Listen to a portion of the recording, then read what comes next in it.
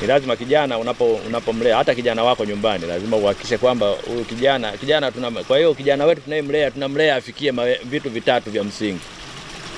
Awe kijana mtii, awe kijana mwaminifu kwa nchi yake, lakini awe kijana ambaye anapenda kazi. Hiyo ndio kitu cha msingi. Kwa hiyo vijana hawa utaona wanafanya kazi maeneo mbalimbali nini. Hiyo ni tunawajengea ile ari ya kupenda kazi, ili atakaporudi katika maeneo yake, kwa sababu kama tunavyosema siku zote tunatoa katika vyombo na nini kwamba Jeshi la Kujenga Taifa aliajiri. Kijana anapofika hapa akipata fursa, vyombo vikihitaji watu, anaweza akapata fursa ya kuchukuliwa na vyombo vya ulinzi na usalama.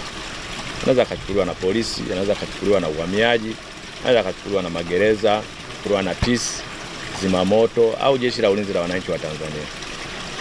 Lakini si dhamana yetu kwamba tunakuja kumwajiri.